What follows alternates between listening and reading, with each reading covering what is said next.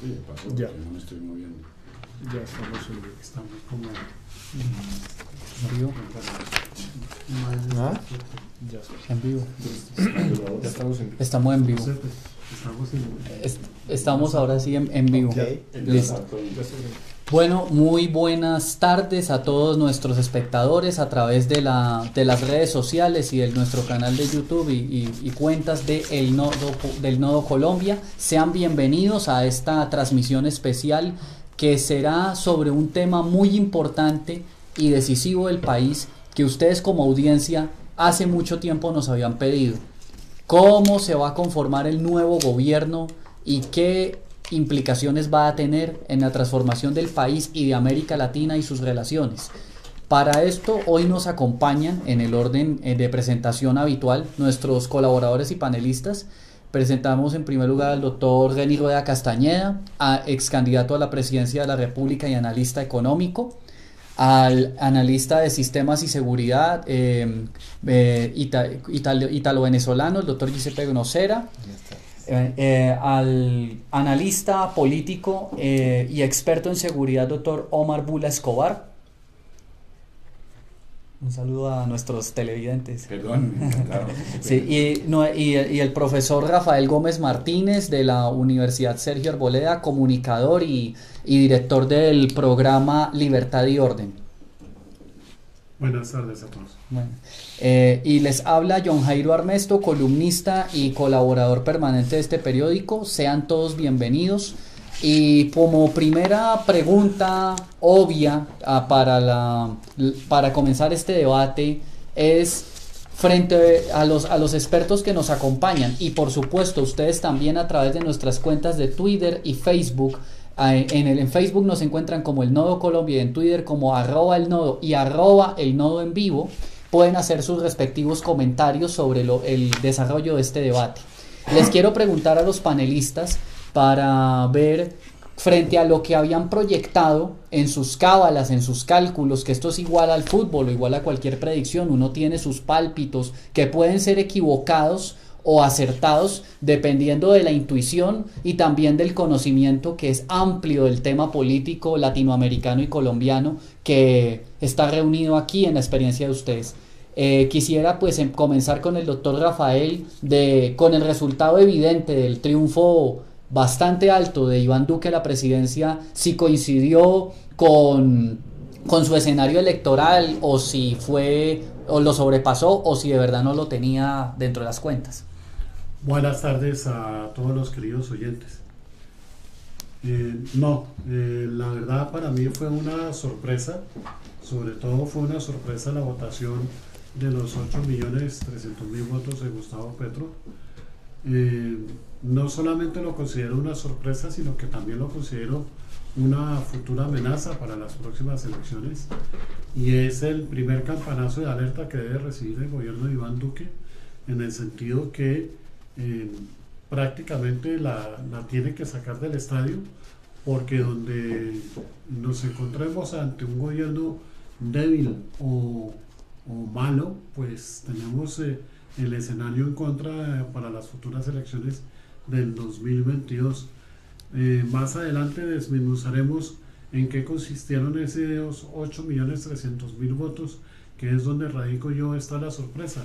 El primer análisis que quiero plantear es: existe una tercera parte de la población colombiana que está insatisfecha con el régimen actual, con el régimen corrupto y amoral como tal, y que está insatisfecha además con el modelo económico que tenemos en este momento. Entonces la pregunta que debemos hacernos es: ¿a qué corresponde esa tercera parte de la población y en dónde se encuentra ubicada? Y si puede llegar a convertirse en una opción real del poder para el 2022.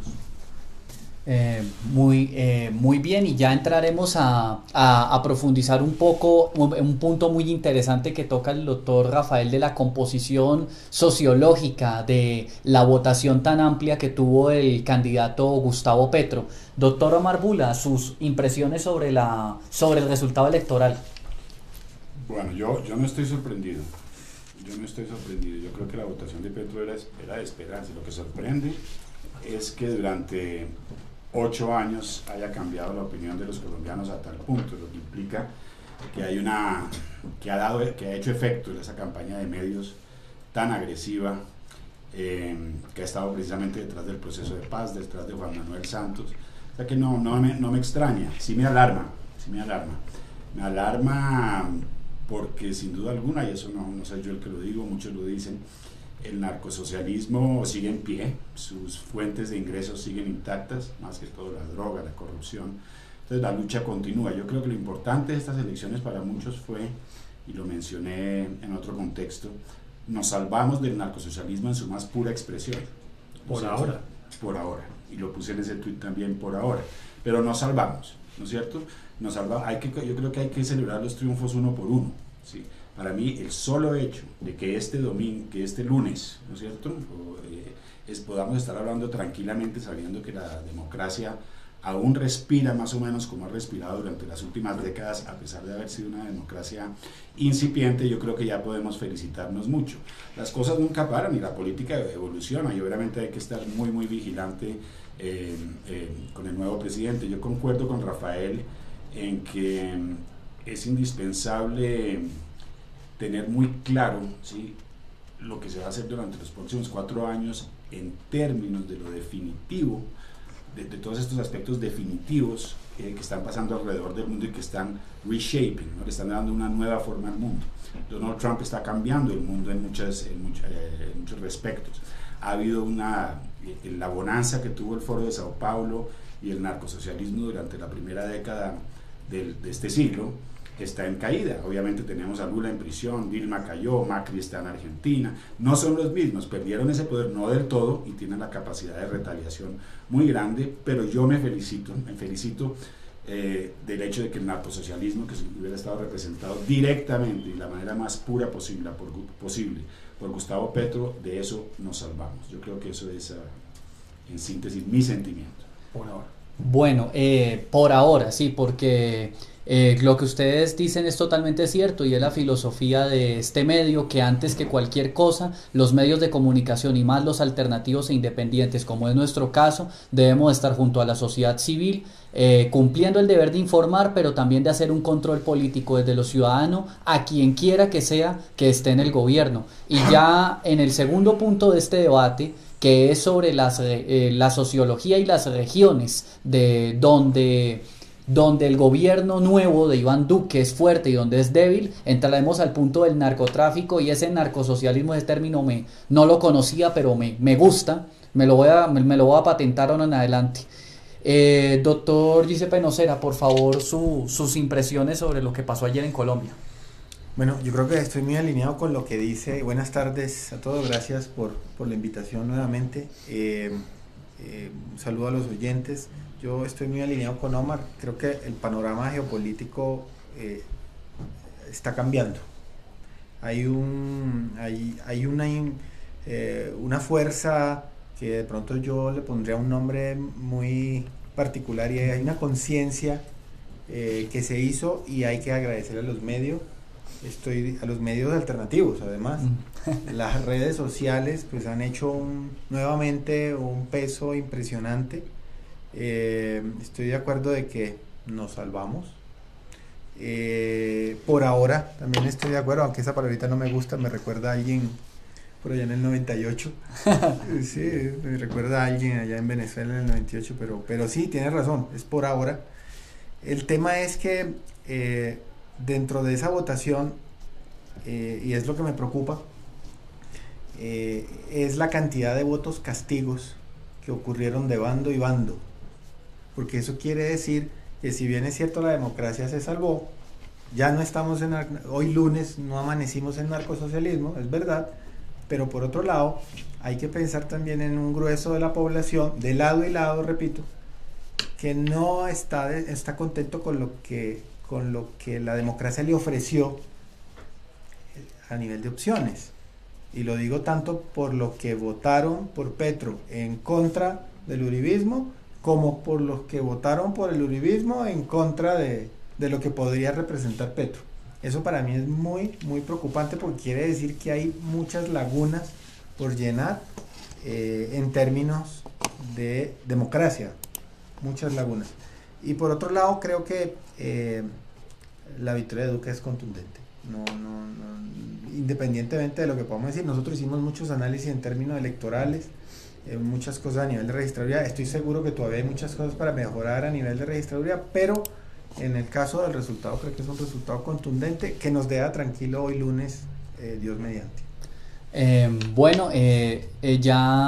Te quiero darle las gracias a las personas que están siguiendo nuestra transmisión a través de las redes sociales. Ya existe una serie de comentarios que antes de darle la palabra al doctor Reni Rueda y su respectivo análisis quiero hacer lectura. Nos escribe Liliana Patricia Polo: nos salvamos, pero no hay que bajar la guardia. Nos escribe también Pilar Jurado Gómez: mucho amor, educación, cultura y total atención a los que por resentimiento quieren apoyar al narcosocialismo. Gracias por su interés de informar bien. Le queremos dar las gracias a las personas que escriben apoyando nuestro medio, y a las que no, y que tienen diferencias con nuestra línea de información. Total respeto, están en todo su derecho, pero los comentarios también deben ser con respeto. Simplemente hago ese paréntesis. Continuamos con el tema. Doctor Reni Rueda, por favor, su punto de vista. ¿Sobre las elecciones? Sobre las elecciones y sobre si su cálculo anterior a la votación de ayer coincidió con lo que sucedió, lo desbordó o realmente lo sorprendió. Ya. Bueno, en el caso en concreto mío, yo precisamente traté de hacer un cálculo evaluando el porcentaje de personas que iban a salir de la campaña de Sergio Fajardo y de los otros candidatos, y se iban a distribuir en la campaña del señor Petro y del señor Duque. Ese cálculo a mí más o menos me dio un resultado de 56% para el señor Duque, entre 56 y 58%, y exactamente el 42% concretamente para el caso del señor Petro. Ese, digamos, fue mi cálculo, técnicamente hablando.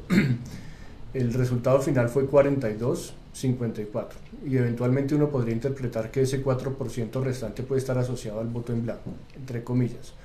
Pero es evidente que el señor Petro se mantuvo en ese 42 exacto, que tuve oportunidad de calcular, y sin embargo probablemente no en esa misma proporción creció el voto para el señor Duque.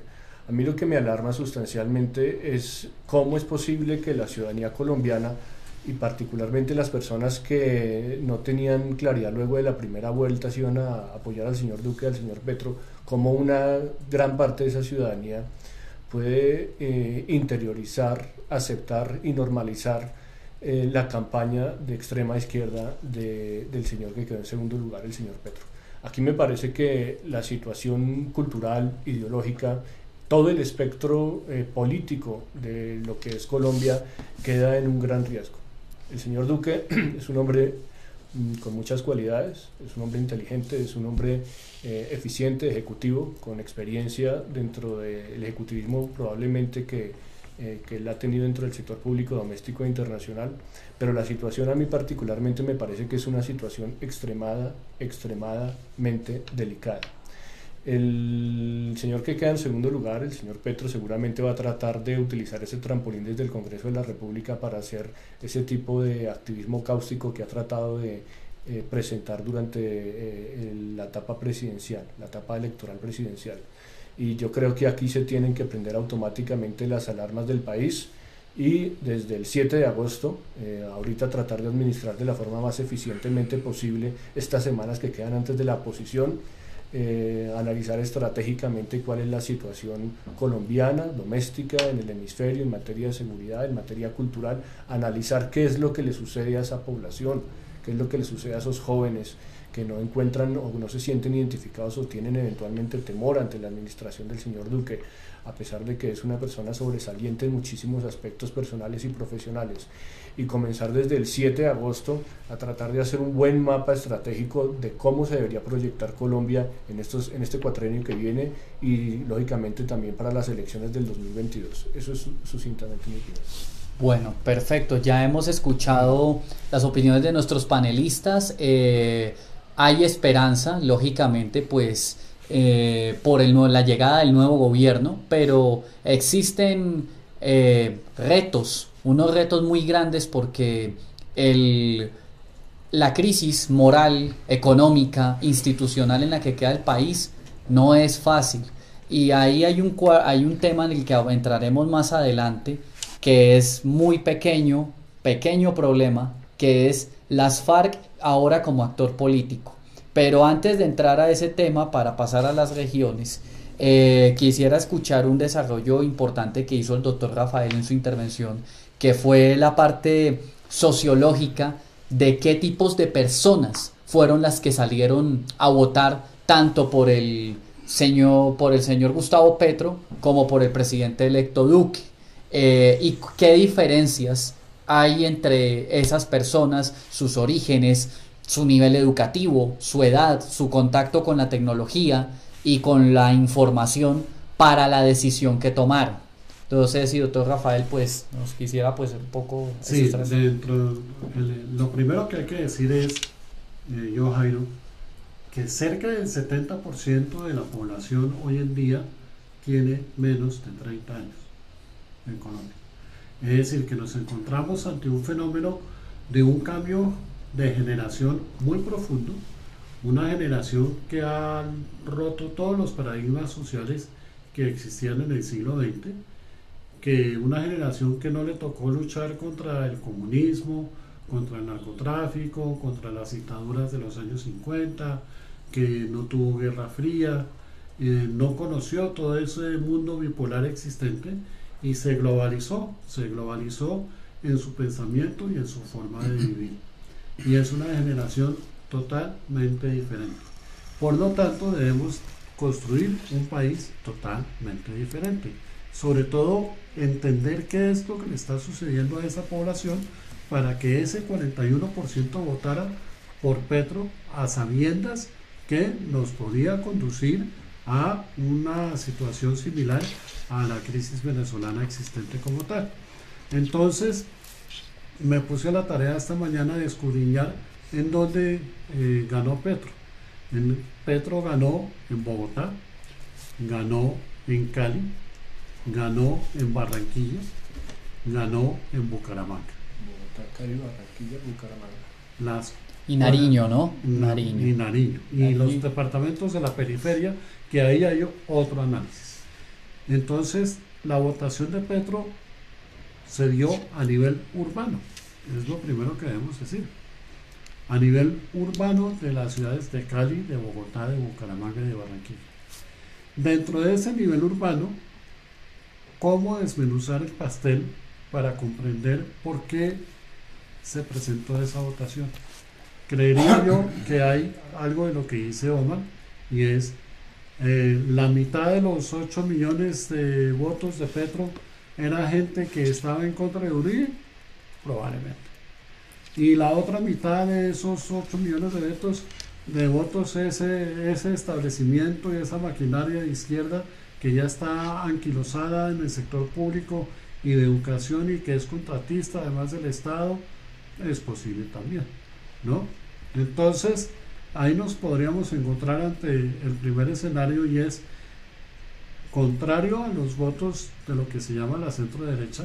La izquierda es un fenómeno urbano, no es un fenómeno regional como tal, ¿sí? Porque Duque ganó en el resto de los departamentos. Entonces se produjo una verdadera descentralización de la democracia como tal. Bogotá no es quien elige los presidentes hoy en día. Quien elige los presidentes lo elige es el resto del país, y lo eligen los departamentos como tal. Es decir, el peso de las ciudades es relevante, pero no le alcanzó a elegir a Petro en el tema de Bogotá, por ejemplo. Entonces, la pregunta que debemos analizar es: hay dos clases de países en este momento. Una juventud que está viviendo en la ciudad, que está anquilosada frente a un espectro sesgado ideológico, a mi modo de ver, que detesta todo lo que representa Uribe, que es ese 30% de jóvenes que están comenzando a entrar en vida laboral, algunos de estratos sociales medio alto, curiosamente, ¿no? De estrato 4, 5, 6, podríamos decir, que están hastiados de todo lo que representa Uribe. Y entonces, cuando usted les hace la contrapregunta y les dice Pero ustedes se han puesto a pensar que Uribe lleva en el poder desde el año 2002 y no lo han podido bajar del poder. ¿Y por qué será que no han podido bajar del poder a Uribe? ¿Cuántos gobiernos tuvimos en Bogotá?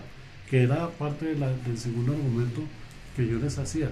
Ustedes van a votar por un señor que tuvo una pésima alcaldía de Bogotá, pero que además los 3 gobiernos anteriores de Bogotá también son pésimos. Entonces ustedes van a premiar a todos sus gobiernos anteriores como tal. Entonces hay un fenómeno en que la izquierda como tal no ha logrado reconocer sus fracasos políticos y sin embargo quiere imponer sus ideas a una población que mayoritariamente la rechaza. Y entonces se produce el fenómeno de lo que llaman los comunistas las condiciones objetivas para llegar al poder. Lenin tiene un capítulo específicamente para eso, en donde él llama las condiciones objetivas para llegar al poder, que fue lo que sucedió en España. Ahorita en España, con la moción de censura a Mariano Rajoy, lo que se presentaron fueron las condiciones subjetivas para llegar al poder, a través de una moción de censura. ¿Ok? Y entonces las minorías se apoderaron del poder, siendo minorías tanto en Senado como en Cámara. Ojo a ese fenómeno. Siendo minorías en votación. La izquierda en España es minoría en votación y está en el poder por cuenta de unas condiciones subjetivas. Entonces aquí la izquierda ha logrado alcanzar el poder con unas condiciones subjetivas, no objetivas, pero a nivel urbano, a nivel periférico no. Es curioso. En los otros 27 departamentos el Duque ganó y ganó sobrado, ganó con una diferencia abismal. Y donde ganó Petro las diferencias fueron mínimas. ¿Qué lectura hace usted? Uno o 2 puntos. O sea, ¿por qué puede presentarse ese fenómeno? Porque hay una maquinaria, contrario a lo que la gente piensa, hay una maquinaria de izquierda. Hay una muy fuerte maquinaria de izquierda política que ya está anquilosada en el establecimiento democrático, de las instituciones públicas, de las instituciones educativas, de contratación con el Estado. Y entonces usted le quita los 8 millones de votos, por ejemplo, que existan 4 millones de personas que tengan relación directa con el Estado, que sean de esa tendencia ideológica, FECODE, sindicatos, profesores universitarios, contratistas de gobierno que les importa 5 quién sea el presidente, ¿sí? Y por cada voto pues que usted traiga 4, pues ahí están los 4 millones de votos, ¿ok? Y los otros 4 millones que sean de jóvenes insatisfechos que no querían saber nada de Uribe, pero nada es nada, que no quieren saber absolutamente nada de Uribe. A nosotros nos debe haber pasado que en nuestras familias, por ejemplo, hay jóvenes que iban a votar en contra de Uribe, no les importaba el tema del petro. Así es. Y entonces usted les decía, pero a ver, es que nos estamos yendo a Venezuela, es que no me importa, es que yo quiero votar así en contra de Uribe. ¿Ok? Entonces, por ahí se puede ver una composición sociológica como tal. Ya cuando usted desmenuza, yo Jairo, la votación de la izquierda como tal, Antano Mocos, ¿cuántos votos tuvo? 500.000 para Senado. La lista decente, ¿cuántos votos tuvo? Tuvo casi 1,5 millones de votos. Ok. ¿El Partido Verde en Bogotá cuántos puso? Puso 4 representantes a la Cámara. Que suman más o menos ¿cuánto? Más o menos unos 400.000-500.000 votos más o menos. No llegamos a 3 millones de votos llega. ahí. Entonces, ¿usted cómo explica los 8 millones de votos de Petro? Esa es mi pregunta. Y doctor Rafael, entonces digamos, hilando la contrapregunta que hizo el doctor Rueda y todo el argumento que usted ha dado, que es totalmente necesario para esta discusión, hablaba el doctor Rafael, y para hilarlo con las interacciones que nos siguen llegando a través de las redes sociales a esta transmisión, y esta pregunta ya para enfocarla al punto para llegar a las regiones y a las FARC, es: el doctor Rafael habla que la izquierda efectivamente, como lo hemos dicho en este medio y durante mucho tiempo, hay que tener sentido común, tiene unas maquinarias políticas y esto lo que llama Marx las superestructuras, estructuras intermedias, universidades, sindicatos, organizaciones sindicales, colegios, todo esto. Y doctor Omar Bula, ¿usted considera que dentro de esas superestructuras sociales, porque una superestructura no necesariamente tiene que estar dentro de la legalidad de un determinado estado, sea cual fuere su naturaleza política o ideológica. El narcotráfico está también, y hablo no solo del narcotráfico grande, del aumento de coca que se ha dado desde el mal llamado proceso de paz, de la firma de paz, sino hablo de la delincuencia juvenil y la delincuencia callejera que ha aumentado en las capitales, sobre todo en Cali y Bogotá, en los últimos 5 años. Doctora Marbula, ¿esa delincuencia ha aumentado? Un momentico. Doctor Rafael. Donde ganó Petro en los otros 9 departamentos, Sí. ¿sí? Hay presencia de las FARC como tal, con cultivos de coca. Coincidencia. ¿Será una coincidencia que en Chocó, que en Nariño, que en Putumayo, en el Guañare, Baupés. en Baupés, donde están los grandes cultivos de coca, en el Catatumbo, ganó Petro como tal? ¿Será una coincidencia de eso, hermano? Yo creo que hay que dividir los planos temporales aquí. Hay un plano temporal inmediato que consiste en lo que hablábamos con Reni antes, lo que para las personas que tienen conocimiento de lo nefasto que es el narcosocialismo a nivel de la región, esto fue un voto de salvación, es un plano temporal en lo inmediato, el lunes, que podemos ver el partido mañana a las 7 de la mañana, a pesar de los comentaristas deportivos que no nos aguanto, con cierta tranquilidad, porque la democracia de alguna manera se sostuvo, está respirando, ¿no es cierto? Otro plano temporal es el largo plazo. El largo plazo, la amenaza del narcosocialismo sigue presente, seguirá presente durante mucho tiempo, e inclusive no quiero entrar en el detalle de Colombia y de las votaciones regionales, ese no es mi campo. A mí me preocupa, y yo si defendí mi posición ahora fue contra el narcosocialismo por su naturaleza regional e internacional. O sea que siento de alguna manera que con esta elección ya hemos ganado una gran etapa. Yo escribí un libro hace 5 años porque surgió un proceso de paz, y yo creo que lo que pasó ayer, dice Omar, algo se logró en estos 5 años, de aquí en adelante pues seguirán otras generaciones y otras personas haciendo. Me parece que tenemos que lo que están mencionando ustedes de la penetración de las drogas y del narcotráfico en todas las instancias es muy parecido a lo que se llama en Estados Unidos el Deep State, el Estado profundo.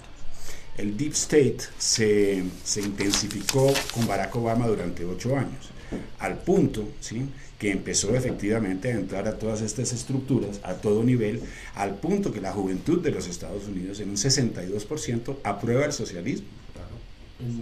Entonces el fenómeno es el socialismo marxista. Claro, Marxista. Claro. Esos son los resultados.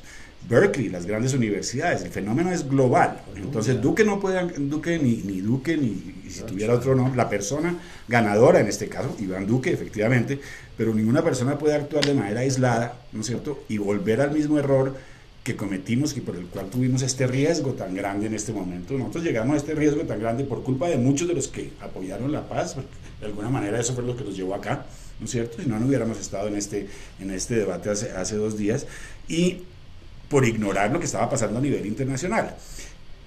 El hecho de que Duque haya ganado ayer no cambia en nada las estructuras internacionales. Hay una generación que coquetea con lo que llamábamos el socialismo. Sí, exacto. Eso por un lado. El hecho de que Duque haya ganado ayer no desmonta en nada las estructuras presentes. Nada, todo sigue ahí.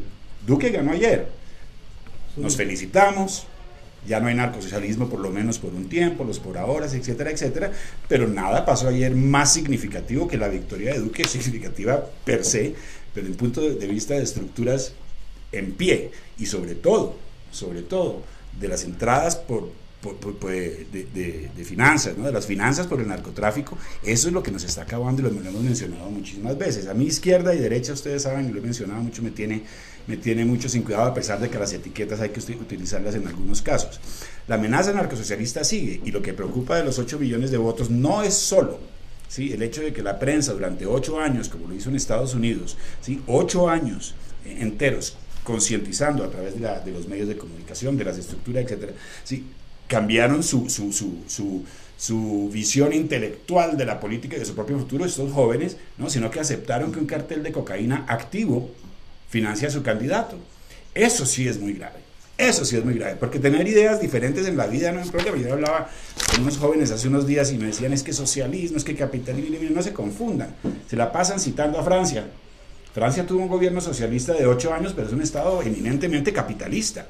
Es un gobierno prosocial, ¿no es cierto? Prosocial. Es una manera más social de ver el capitalismo. La gente, hay una desinformación bárbara. Yo creo que lo que me hace más interesante de esto, y para llegar a Iván Duque, es que si el Deep State, o lo que llamamos acá la penetración del narcotráfico en las estructuras nacionales, llegó tan lejos, ¿sí?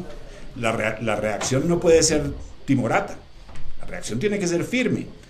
¿Qué hizo Donald Trump? Yo no quiero decir que sea como Donald Trump, estoy contando lo que pasa en los Estados Unidos. Fue tanta la corrosión de la democracia en los Estados Unidos, de sus instituciones, de las instituciones educativas durante 8 años, tanto que invirtió, ¿sí? El otro lado, en todo este proceso, que él encuentra en un momento dado una democracia corroída a un punto que hay que salvarla, de ahí su radicalidad.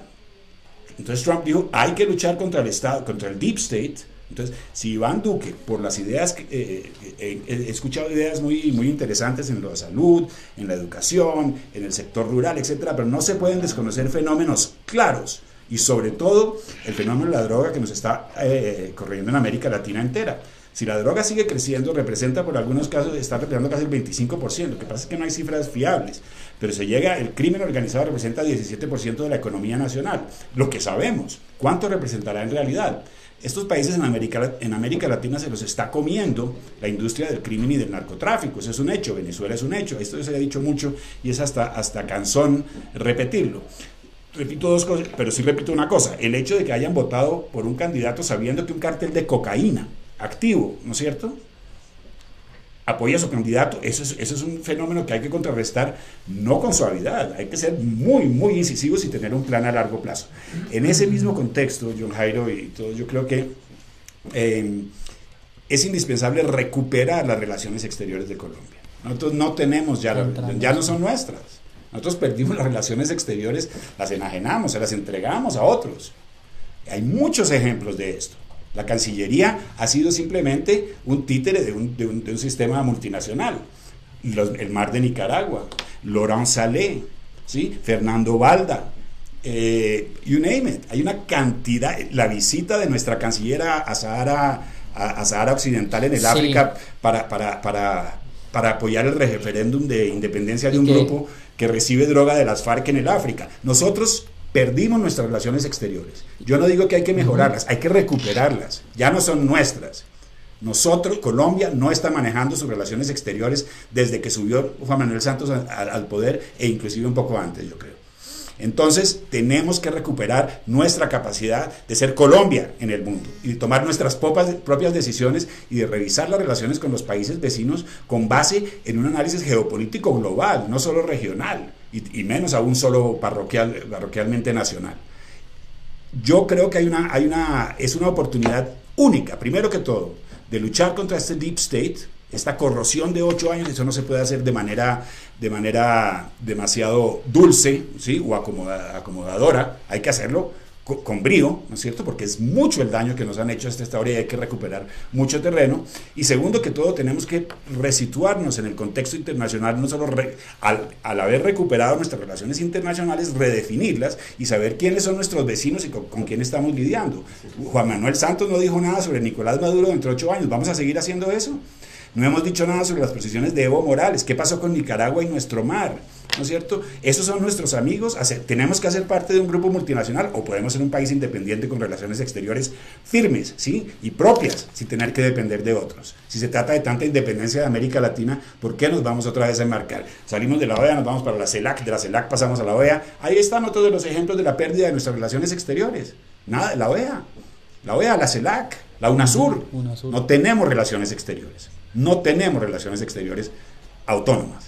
Muy interesante el aporte que usted hace, doctor Omar, y pues ahí podemos entrar de una vez y voy a dar lectura a algunos de los comentarios que siguen llegando a través de nuestras redes sociales, concretamente de Facebook, para hilar con el tema de esa dureza y esa firmeza, y que el primer paso que nosotros como medio creemos que se debe dar antes que cualquier cambio, que cualquier poner un ministro o un canciller, es ¿qué se va a hacer con las FARC en concreto? Si se va a gobernar con la política y los partidos políticos de oposición oficialistas legalmente constituidos, teniendo al lado a una organización terrorista que no para nada fue elegida ni siquiera por el voto popular. Entonces ahí vamos a entrar a la lectura de los mensajes que se dan en Facebook, especialmente uno que nos manda Rubén Cuevas Quintero. Nos dice: saludos, me preocupa que el señor Duque no sea riguroso con el tema de los acuerdos de paz entre comillas.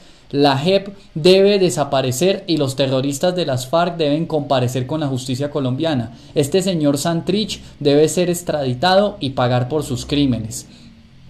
Dice José Londoño: Duque debe trabajar duro y tratar de cumplir para que en 4 años la izquierda no tenga excusas y postularse con un discurso anticorrupción e incumplimiento. Bueno, debe ser cumplimiento, lo que nos trata de decir aquí nuestro oyente, al que le damos las gracias por su interacción. Nos dice Nubia López: lo que está moviendo la izquierda es el apoderarse de los territorios para su negocio a nivel internacional. Esto no es algo local, es fundamental el socialcomunismo en toda América.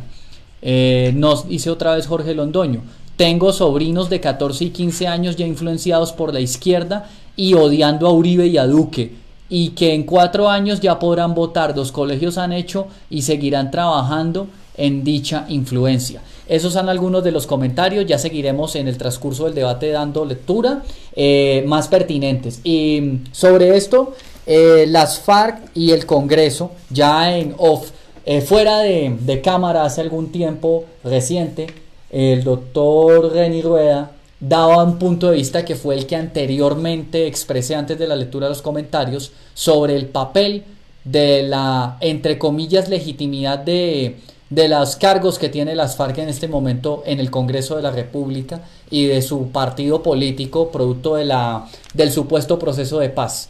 Y hablábamos de que el nuevo gobierno tenía que tener una posición frontal antes que con cualquier cosa, con el no claudicar y no reconocer ese mandato que se le impuso a los colombianos de reconocer a los terroristas, a los jefes de la droga, a los violadores de derechos humanos como senadores, sin siquiera pasar por el conducto regular de todos los demás partidos políticos en igualdad de condiciones.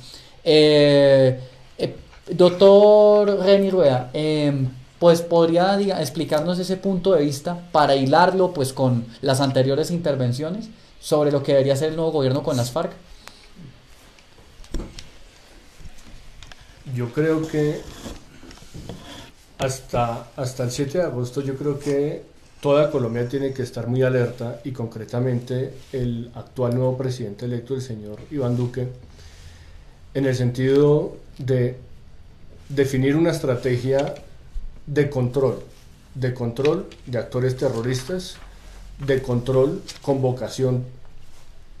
de actores con vocación terrorista, no solamente de acciones terroristas, sino también de control de actores con vocación terrorista, y de articulación de estos actores concretamente con la política por fuera del marco de la Constitución de 1991. A mí me preocupa mucho y lo manifiesto ahorita, digamos que es prácticamente la primera presentación que está haciendo el nuevo luego de la segunda vuelta de las elecciones presidenciales, y que ya Colombia tiene un nuevo mandatario. Me preocupa mucho el discurso que dio el señor Iván Duque. Me deja un poco lleno de incertidumbre. El señor Iván Duque cuenta con una capacidad logística, política, de experiencia técnica, con un equipo de personas que tienen de larga data experiencia muy seria en las tareas de gobierno, y particularmente en las tareas de control de actores terroristas o con vocación de acción terrorista, con vocación totalitaria o de asociación, por ejemplo, con el narcomarxismo y ese tipo de manifestaciones que se presentan aquí regionalmente. En este momento yo creo que uno no puede dar indicaciones de lo que va a hacer el señor. El señor Duque me parece que es un hombre muy inteligente, me parece que es un señor muy capaz, me parece que es un hombre que tiene naturalmente una disposición muy evidente hacia la acción política y seguramente hacia la acción ejecutiva ahorita en cabeza del gobierno que va a iniciar el 7 de agosto, pero no deja de generarme muchísimo escozor el discurso con el cual él inauguró su mandato presidencial luego de las elecciones el día domingo.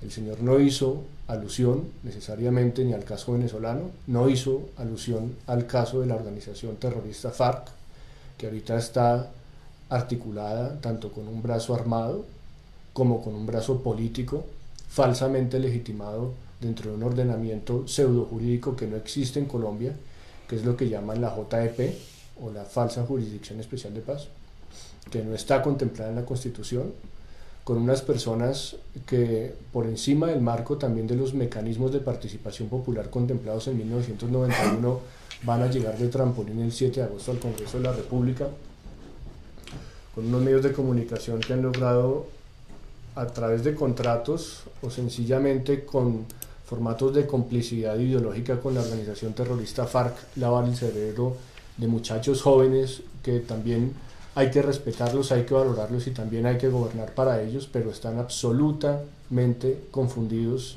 y trabajando indirectamente en un proceso de suicidio de su propia capacidad de desarrollo en un país de baja industrialización o media industrialización como Colombia. A mí me preocupa mucho, no me voy a atrever en este momento a dar una opinión de lo que debería hacer el mandatario, digamos. La época electoral y de las campañas ya pasó. Necesariamente estas semanas tienen que hacer un empalme muy astuto y muy inteligente y muy serio de lo que van a hacer, pero sí yo creo que es importante manifestar que me parece extremadamente preocupante la ambigüedad que manejó el señor Iván Duque en su discurso de victoria. Me parece que las demandas en materia de orden público, de orden público y seguridad que tiene Colombia en este momento son de un nivel extremo de minuciosidad y requieren desde ya, y yo creo que esa es una obligación que tenía el presidente de la República en su discurso de victoria, un proceso juicioso, no necesariamente polarizante, pero sí serio, directo, lúcido, de sensibilización de lo que se va a hacer con este tipo de organizaciones a partir del 7 de agosto. Me parece que se ha perdido una oportunidad valiosa, no necesariamente aquí hago una estimación de las cualidades del señor Duque, pero se ha perdido una oportunidad valiosa para iniciar ese proceso de sensibilización, una sensibilización que tiene que preparar al país para una decisión, una acción logística, militar, policiva, legal, que tiene que iniciar a partir del 7 de agosto y que no la vimos el día domingo. Entonces, hasta cierto punto, yo me alejo de dar un concepto con respecto al señor Duque en este momento, pero estoy extremadamente preocupado por su ambigüedad. Muchas gracias, doctor Reni.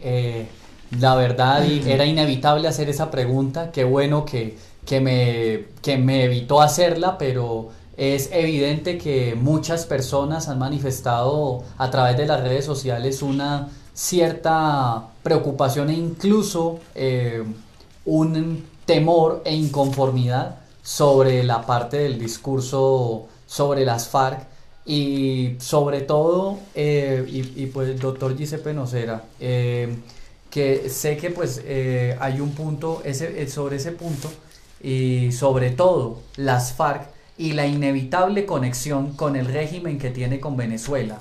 Venezuela, por desgracia, ¿qué acciones sobre la existencia de las FARC dentro de la legalidad colombiana y a su vez esa complicidad que este gobierno saliente tuvo con la dictadura de Venezuela y que la dictadura fue uno de los países marco de garantía para el falso proceso de paz en Colombia?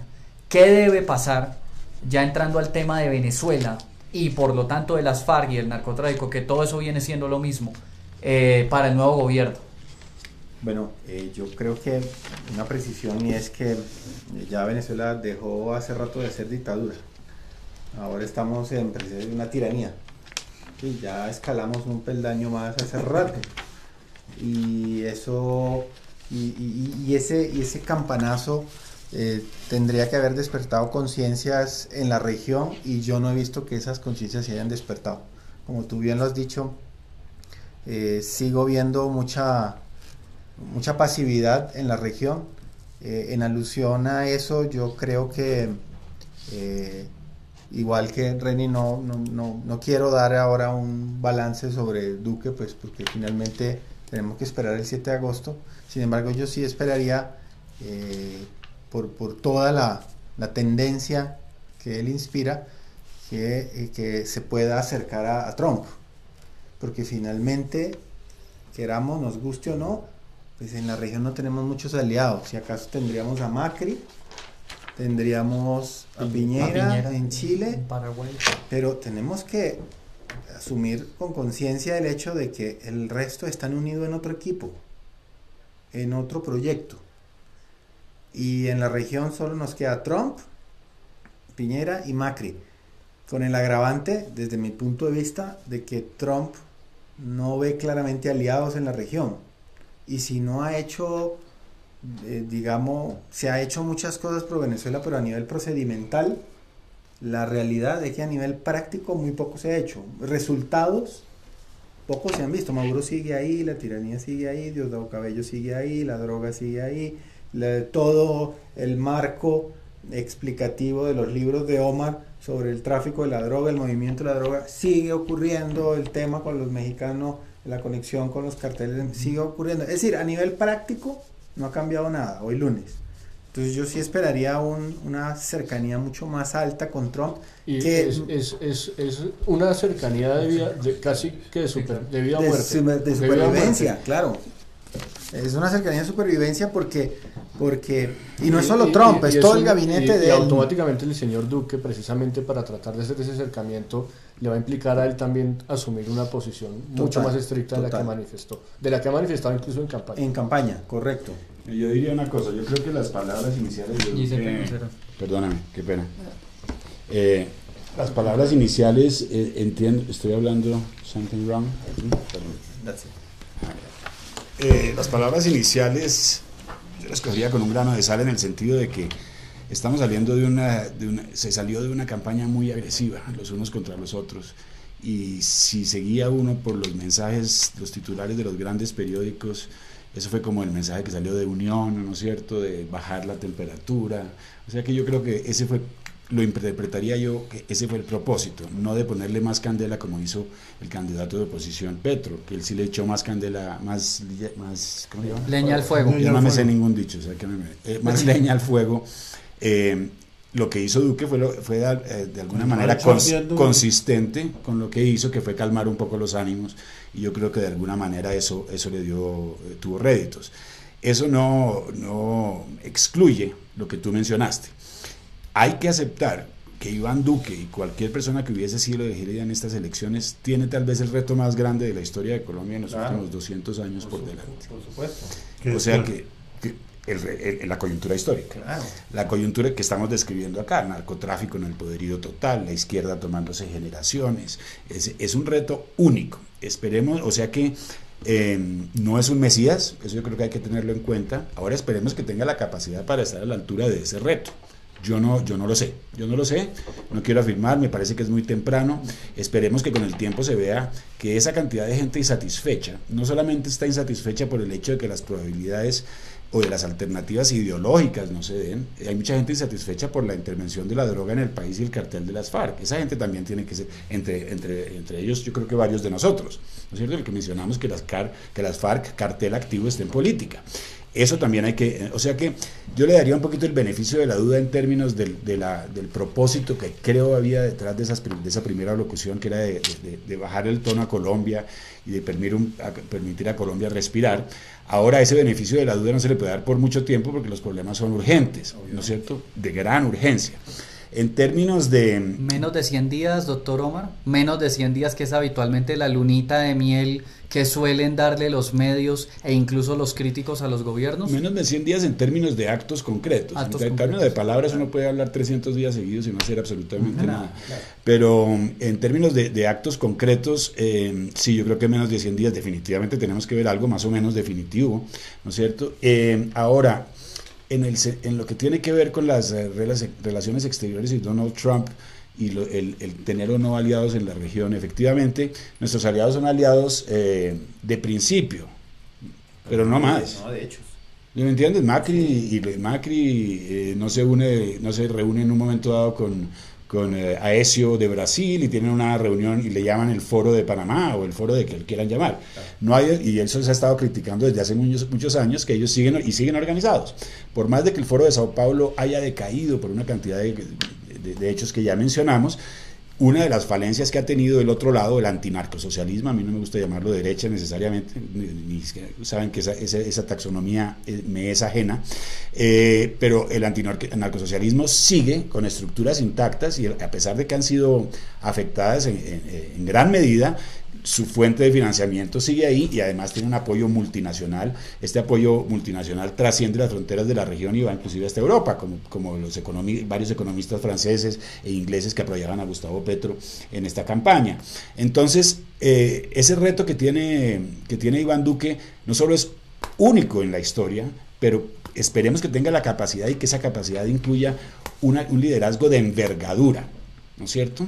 Que tiene que primero reparar el daño que le hizo Juan Manuel Santos a esta democracia durante 8 años, y eso no se hace a medias tintas. En eso estoy de acuerdo contigo, por eso tú quedas un poquito apprehensive, ¿no? Un poquito nervioso de las primeras palabras que él hizo, pero 8 años de democracia perdida, recuperación de las relaciones internacionales, segundo que todo, y una posición clara con relación al narcotráfico, que es el problema fundamental no solo de Colombia ni de la región. Eso no es un secreto, es casi hastío decirlo. No sé, que es una cosa tan evidente que la droga es la que nos está carcomiendo. El primer día de trabajo tiene que en esa primera semana dejarle claro al país y comenzar ya a ejecutar su política antidrogas de la forma más sí, y que no confundan, Reni, porque es que hay una cosa sistemática que pasa, es que cada que dicen, miren, yo estoy diciendo, ¿cómo van a votar por un candidato respaldado por un cartel de cocaína? Entonces legalícenla. Son dos temas totalmente diferentes. Claro. La legalización de la droga, pues pero en este momento no es legal. Quien exporta cocaína a cualquier parte del mundo es un criminal, sigue siendo ilegal. Entonces, por más romántica que sea el debate de la legalización, que al final, tarde o temprano se va a dar porque no hay otra manera de manejarlo, a no ser que haya una guerra que no ha podido. Si hubo una guerra de las drogas que se dicen que no ha funcionado, si perdieron los estados, ¿quién ganó? Los carteles, ¿no es cierto? Y son ellos que están ahora primando, ¿no es cierto? Hay que definir, entonces que lo defina. El más interesado en esto, sin duda alguna, es Donald Trump, ¿no es cierto? Es una de sus prioridades en la estrategia de seguridad nacional, la lucha contra el narcotráfico, por sus conexiones con la lucha contra el terrorismo internacional. Entonces, articular con Trump no es que se trate de articular con él o no, si uno quiere o no. Toca, porque ellos son los que reciben, no nos quejamos tanto de que ellos la consumen, ¿no es cierto? Entonces, hay que articular con Trump la política de drogas, que uno la quiera hacer, en este caso, lástima poner solo pocas opciones, ¿no? Pero una manera de salir de esto, la manera que han encontrado los narcosocialistas es afrontar a los Estados Unidos exportándole droga. Eso fue más o menos la filosofía de los Castro y de los Correa y de los otros, ¿no? Inundemos de droga, ¿no? Y ese es el arma. Nos estamos matando a nosotros mismos en ese proceso, ¿no es cierto? Una salida más elegante, ¿no es cierto? Una salida más pensada, una salida que incluya una estructura multinacional a nivel regional, sí, con otros presidentes, que articule, no ya llamemos derecha, que articule el antinarcosocialismo y que defienda la democracia. Pero esperemos que esta elección trascienda mucho más de haberle ganado a Petro. Necesitamos, y Duque tiene un gran reto por delante, ¿sí? No puedo cuestionar sus capacidades, no lo conozco, lo que he visto me parece que es un tipo muy capaz, ¿sí? El tiempo nos dirá. El hecho es que el reto sigue ahí, ¿sí? Y que las simples palabras no nos pueden, tiene que haber acciones muy concretas a nivel estratégico, nacional, regional e internacional, ¿no? Global, incluyendo Europa, incluyendo Estados Unidos. Ellos lo han hecho. Las FARC está en Suecia. ¿Por qué creen que hay esos apoyos europeos? Llevan 15 años haciéndolo. Quiere decir que perdimos 15 años. Esos 15 años no se recuperan en 4. Y Trump sabe en Estados Unidos que no se recuperan los 15 años o los 8 años de Obama en 4. Sabe que tiene que empezar. Es que empiece. Hay que empezar. ¿Quién hizo la gestión del Nobel? Voilà, ¿Cómo se hace una gestión de un Nobel así? Entonces hay que ser más estratégico. Yo creo que los antinarcosocialistas no han sido suficientemente estratégicos. Inclusive es un poco irónico no irónico, pero lo que es sorprendente es que a pesar de tanta estrategia que han tenido, ¿cómo será el poder del expresidente Álvaro Uribe aquí en este país, que ganó el voto crudo? ¿Sí me entiende? A pesar de la cosa. O sea que hay que capitalizar sobre eso, ¿no es cierto? Yo no me refiero a Álvaro Uribe, muchos saben y lo he dicho en muchos casos, yo no soy uribista, reconozco que no haber sido por Álvaro Uribe nosotros estaríamos en la situación no sé si de Venezuela, pero por lo menos de Bolivia, de otros. Hace muchos años ha sido un dique, ¿no es cierto? Ese dique no va a vivir para siempre, o sea que Duque tiene que ser su propia persona, ¿sí? Y creo que con su juventud y con un poco más de envergadura analítica, y reconociendo la posición de Colombia en el concierto global de naciones, podamos salir adelante. Pero una política exclusivamente entrópica, nacional, partidista, parroquial, no nos va a llevar a ningún lado. Y esta es una oportunidad única, porque los recursos del narcosocialismo siguen creciendo. Sí, siguen creciendo.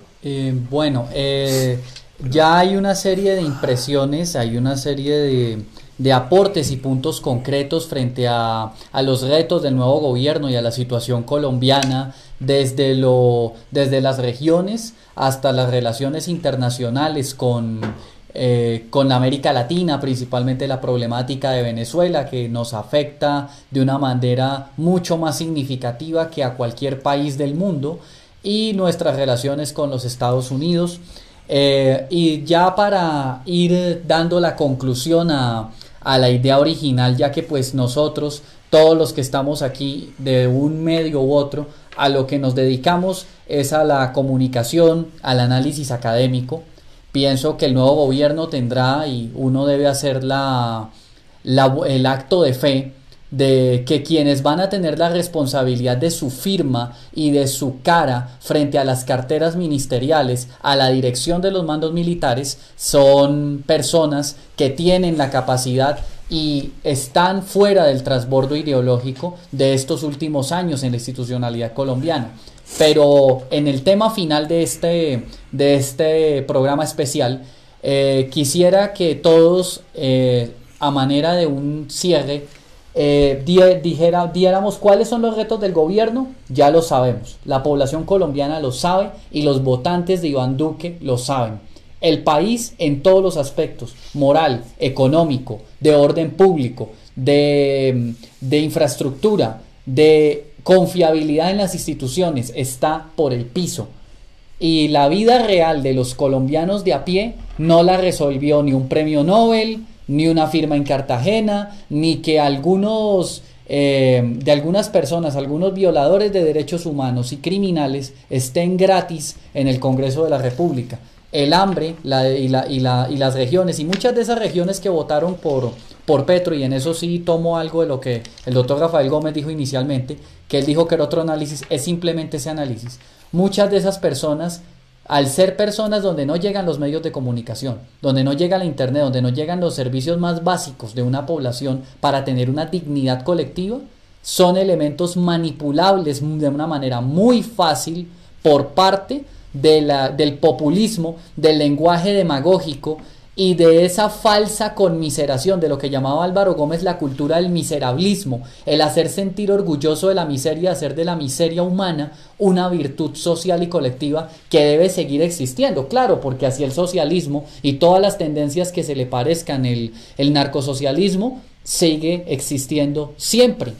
Entonces nosotros, los medios independientes y alternativos, que existimos por un error del gobierno de Álvaro Uribe, uno de muchos, que fue que nunca empoderó los medios públicos, el lenguaje de sensibilización, como lo hablaba el doctor Rey, no hablo de indoctrinamiento ideológico, sino de sensibilización de una filosofía de Estado, de combatir la criminalidad y defender los valores fundamentales democráticos y occidentales en Colombia. Eso lo hemos hecho muchos medios como El Nodo, Frateramérica y muchísimos medios de manera independiente, sin ningún tipo de recursos, unos más empresarial y seriamente que otros, pero independientemente de eso, muy seriamente. Entonces, para concluir este debate, ya le doy la palabra al doctor Rafael, que la ha pedido. Sí quiero enfatizar en que los medios independientes vamos a tener una doble o una triple función. La primera, seguir haciendo lo que hemos hecho, informar.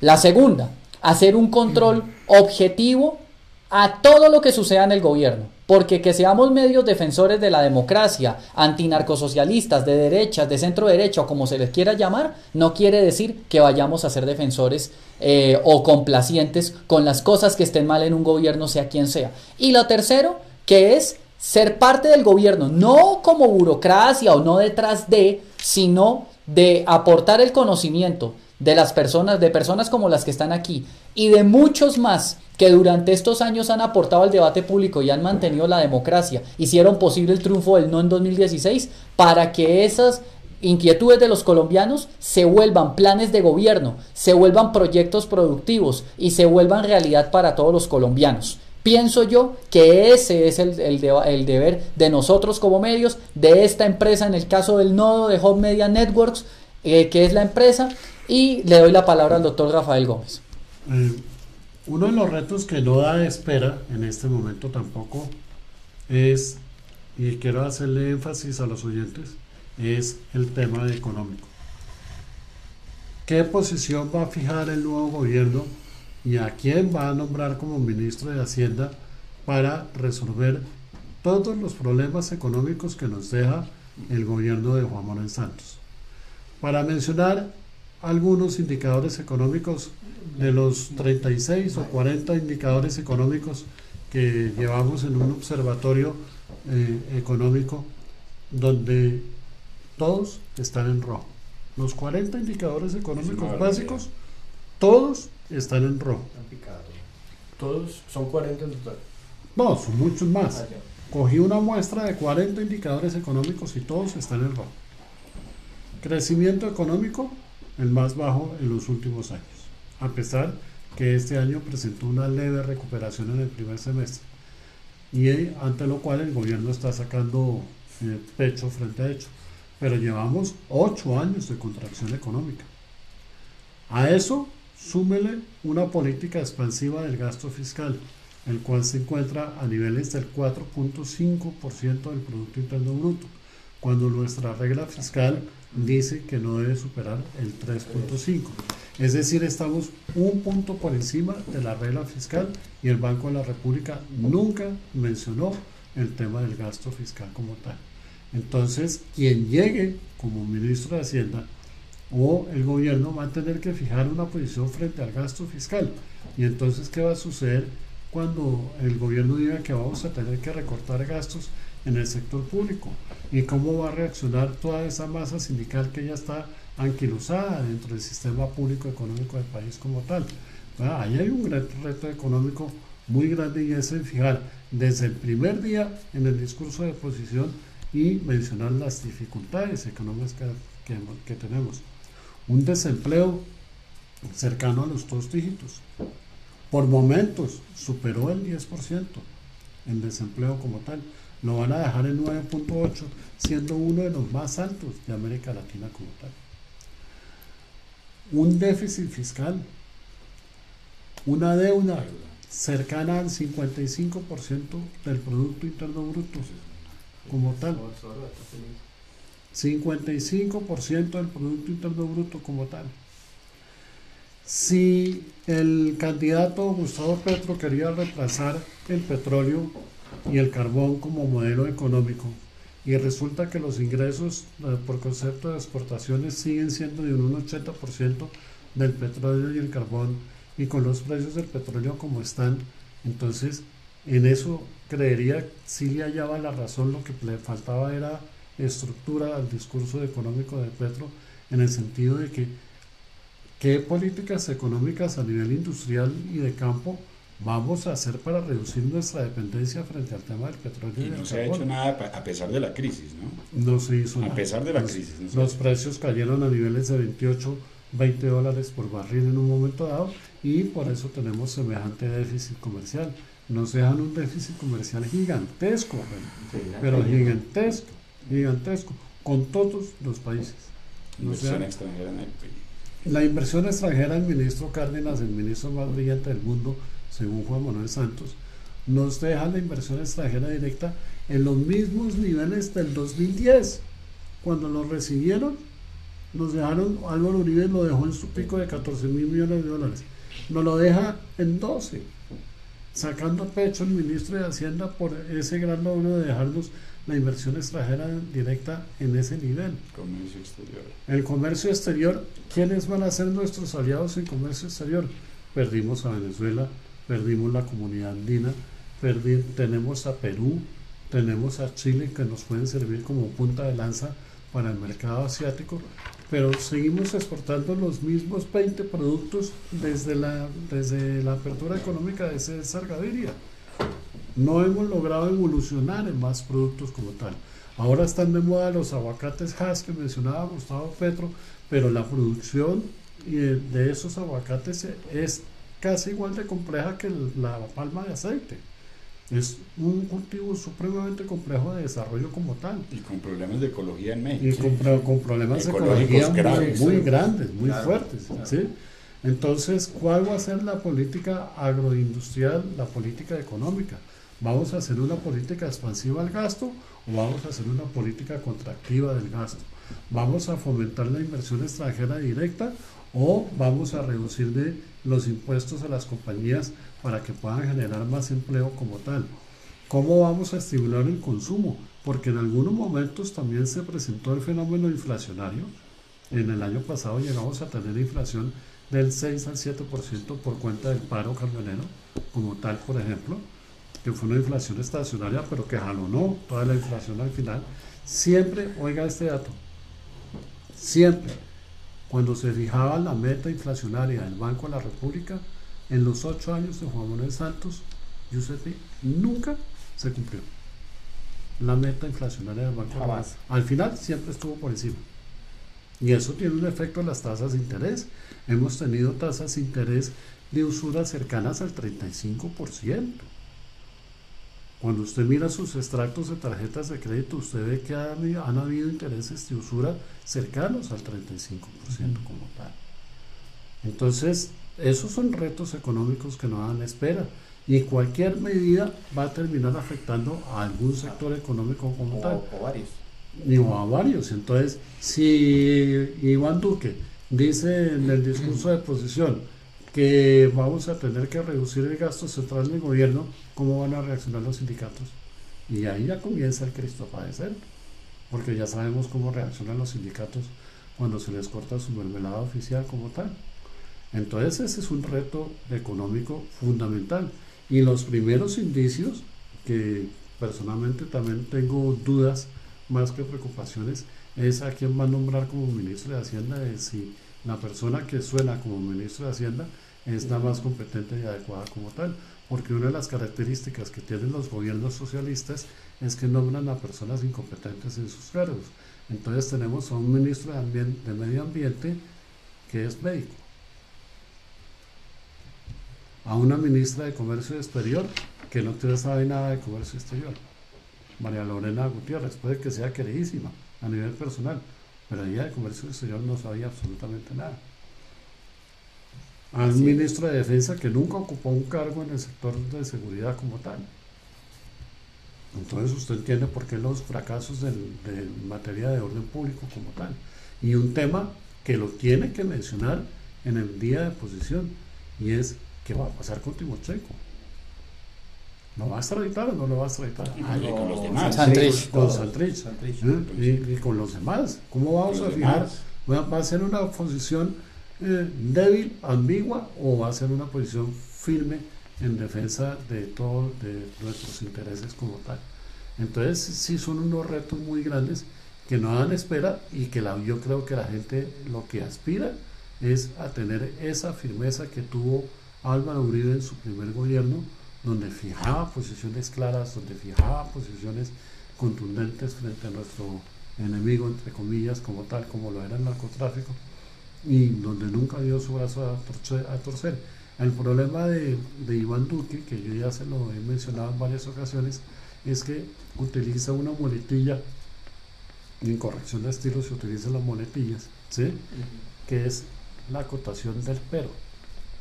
¿Ok? Sí, pero.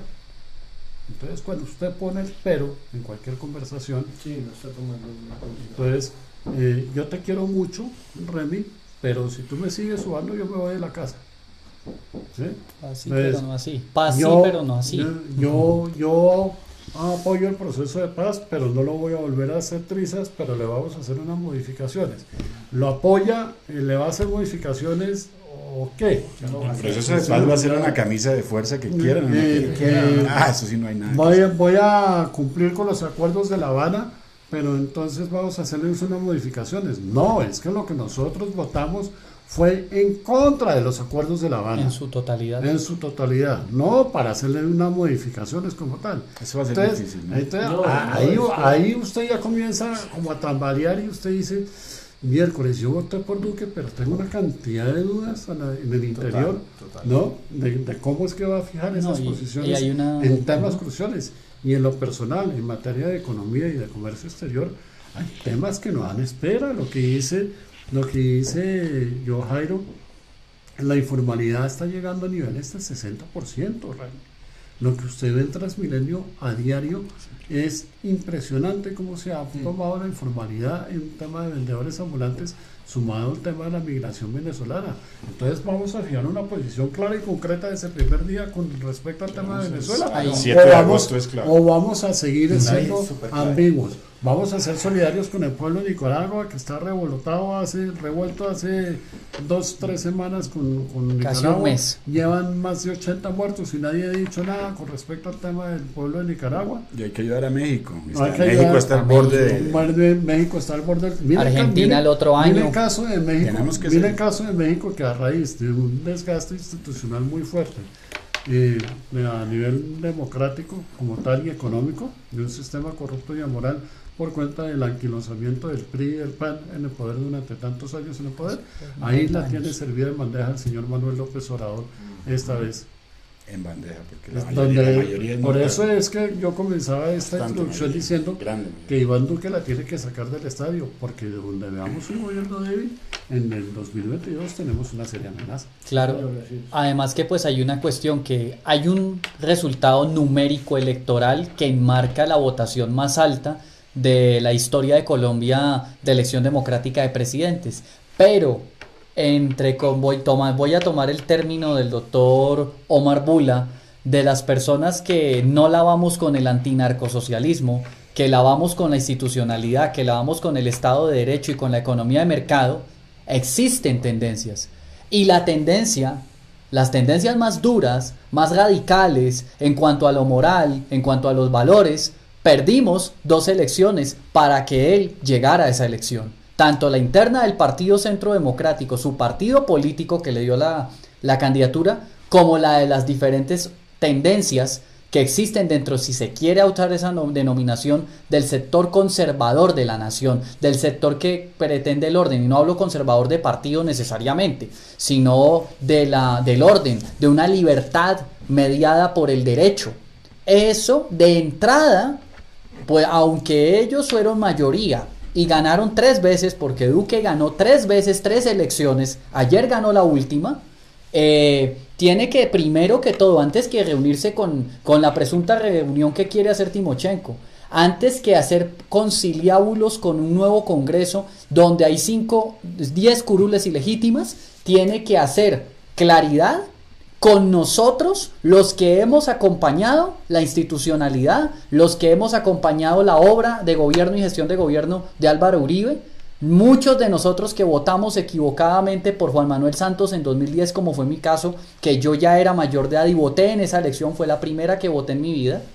Y nosotros, los que hemos llegado esa carga de hacer esa opinión, de hacer el manifiesto del pueblo colombiano y sus opiniones, debemos estar allí. No hablo inclusive con todo lo que ha notado la parte de la dureza y radicalidad en cuanto a lo que hablaba el doctor Reni Rueda, de la sensibilización de la población, la estrategia de control de actores terroristas, las observaciones del documento del observatorio que acaba de denunciar el doctor Rafael, la agenda de Venezuela, Nicaragua, internacional, el narcotráfico. Todo eso son elementos que cada uno, aunque parezca aparte, componen la generación de una nueva política de Estado general de beneficio para los colombianos a nivel local, interno, nacional y en el contexto mundial y globalizado. Pero ahora tenemos un reto Estas semanas son las semanas del empalme con el gobierno Santos. Y desde aquí, tomando la vocería del nodo, le hago un llamado a los directivos del nuevo gobierno nacional y de las comisiones de empalme. Por favor, tengan en cuenta las opiniones de la base y de los expertos que durante años defendimos muchos procesos, entre esos la misma existencia del Centro Democrático cuando ni siquiera era una idea organizada hace muchos años. Téngannos en cuenta, no por puestos, no por interés patriótico de aportar lo poco o mucho que sepamos, cada quien en su ramo, cada quien de su experiencia, independientemente de que algunos acompañamos menos, otros acompañaron más desde el principio la actual presidencia. Pero eso ya no importa, las elecciones ya se acabaron. Ahora todos tenemos que estar con Colombia. Y el 7 de agosto tenemos que tener un plan de gobierno que, si bien nunca va a ser perfecto, porque los problemas del país son grandes, debemos tener a la mejor gente y recoger la opinión primero de los que han luchado por la institucionalidad y tienen un conocimiento real, incluso los críticos más duros que ha tenido el presidente electo Duque, para que aporten a la nación y eso se convierta en programa de gobierno, porque lo que se escriba ahora va a ser la base del Plan Nacional de Desarrollo y vamos a ver en el contexto general e ideológico cómo va a salir ese plan. Pero mientras tanto vamos a tener que gobernar con los presupuestos, con la olla raspada de Santos. Entonces, yo sí... Por ejemplo, ¿será que Iván Duque le va a decir la verdad a los colombianos de cómo nos entregan las cuentas nacionales el gobierno de Juan Manuel Santos? No, es que las cuentas ya se vieron. Y va a sacar el espejo retrovisor y entonces con ese argumento va a decir, miren señores, tenemos que hacer un ajuste fiscal gigantesco por cuenta de esto. Vamos a tomar esa drástica medida. Una prima mía que es medio comunista me decía un chiste en internet que era que yo no sé cómo el presidente electo puede andar sin retrovisor, pues yo tengo motos y carro y yo no les quitaría los espejos retrovisores para poder andar. Y lo que usted dice es muy cierto, doctor Rafael. Existe una manera, además que hay una cuestión. Ya empezó a haber purga laboral, y esto lo sé de muy buena fuente, en muchas entidades del Estado, y sobre todo en los contratistas de los famosos equipos de paz de las entidades. Pero bien, para la conclusión y cierre de este nodo y del nodo y su programa especial, y agradeciendo a todos los oyentes y a nuestros panelistas, quisiera pues escuchar de cada uno la conclusión sobre este último punto en el que les pido excusas por extenderme, que fue que los medios alternativos e independientes, así como los grupos de estudio de base, no solamente lo que hace el doctor Rafael allá en el Observatorio de Economía, sino ejercicios como el grupo Atenas y otros donde ha participado el doctor Omar Bula y otros grupos de estudio, hagan parte del gobierno. No hablo del sentido burocrático, no hablo del sentido clientelar habitual por desgracia en la tradición colombiana y latinoamericana, sino de aportar ideas concretas, técnicas, científicas y serias para ayudar a gobernar, porque uno tiene tres opciones: o atacar por atacar, o por omisión quedarse callado, o hacer una crítica constructiva en cuanto a participar, a aportar. Pero el problema es que la comunicación es de dos, y si el nuevo gobierno no va a querer escuchar, pues hay que tener dentro de la diplomacia y la decencia esas formas de escuchar. Entonces, para último, ¿cuál sería ese papel que los medios debemos tener para hacer parte de una comisión de empalme, oficial o no, pero de aportar ideas al nuevo gobierno, doctor Reni? ¿Por qué no continuamos con el círculo de opiniones que había iniciado el señor? Perfecto. Para retomar. Sí, señor. Doctor Omar Bula, por favor. Esa conclusión de la discusión. Claro. Sí, señor. Yo creo que esto se enmarca dentro de lo que ya hablábamos del terreno ganado por los otros durante mucho. Ese terreno se ganó en gran parte, y tal vez lo más decisivo ahí fue en el campo mediático. De ahí que lo que ustedes están haciendo es una cosa heroica, es una cosa, yo sinceramente tengo una admiración muy grande por todo, por Reni, por John Jairo, por Mario, todos los que trabajan en el nodo y en periódicos independientes o en prensa independiente, por Rafael en Frateramérica también, porque están contra un coloso, ¿no es cierto? Es un coloso, el coloso informativo que incluye medios de toda índole, mejor dicho, es monstruoso, y aquí en Colombia la cobertura de ese coloso es mucho más grande que en otras partes. Si uno está en Estados Unidos, uno tiene acceso a 2 puntos de vista por lo menos, tal vez a más, pero por lo menos a 2. Aquí raramente hay más de un punto de vista a través de la prensa, relativamente monolítico, es decir, más de uno en términos de su distribución y de su cobertura. Hay otros como El Nodo, como Frateramérica y otros periódicos independientes que luchan contra esta marea que es enorme, enorme, enorme. Yo creo que es importante que el nuevo gobierno lo tenga en cuenta, pero lo tenga en cuenta dentro de una estrategia más amplia, ¿no es cierto?, que implique, como mencioné antes, recuperar terreno perdido a nivel mediático. Ese es otro de los campos sustanciales. ¿Qué pasa? Hay, por ejemplo, en los Estados Unidos una familia muy conocida, se llama la familia Koch. La familia Koch es la familia que financia también periódicos a nivel del mundo entero, que tienen posiciones opuestas a las que tienen lo que muchos llaman la izquierda global. ¿Por qué no hay vínculos con ellos, no solamente de Colombia, sino otros líderes de América Latina? ¿Por qué no nos internacionalizamos? ¿Por qué no creamos una capa igual a la que tienen los demás, ¿no es cierto?, para poder contrarrestar esto? Me parece que es importantísimo. Gracias a Dios las redes sociales permiten canalizar esa opinión independiente que John Jairo menciona, pero hay que ir más allá. Me parece que el otro día escuché al presidente de Red Bull, al austriaco, decir que va a montar una cadena de red global de medios de comunicación para contrarrestar ese fenómeno que usted mencionó. Exactamente, y creo que ellos precisamente salió con estos COC, eso es el Heritage Foundation, hay una serie de gente moviéndose, por ahí. Pero ellos lo van a hacer allá muy bien, pero nosotros, qué bueno tener iniciativas propias de colombianos para la región, ¿no es cierto? ¿Por qué no creamos algo realmente regional que pueda contrarrestar a largo plazo? Nosotros somos muy cortoplacistas, exageradamente cortoplacistas. No solo culturalmente el latinoamericano es cortoplacista, ¿no es cierto? Eso nos diferencia enormemente de los europeos del norte y de los asiáticos inclusive, ¿no es cierto? Somos tan cortoplacistas. A duras penas sabemos que hace 2 días no sabíamos si íbamos a estar bajo el narcosocialismo o bajo una realidad más o menos continua, ¿no es cierto? Mientras que hay otros países que proyectan a largo plazo. Yo sí espero que este gobierno sea un gobierno magnánimo. Magnánimo para mí implica proyección a largo plazo, posicionamiento internacional inteligente, reconocimiento de los problemas geopolíticos que nos afectan más allá de nuestras fronteras y reconocimiento, lo último que quiero mencionar, de que si no empezamos a hablar, y eso no se trata de ser socialista o capitalista, no, de sacar a este mundo de la pobreza en que anda tan franciscana, ellos siempre van a tener las que ganar. Esas políticas económicas, ¿sí?, tienen que tener.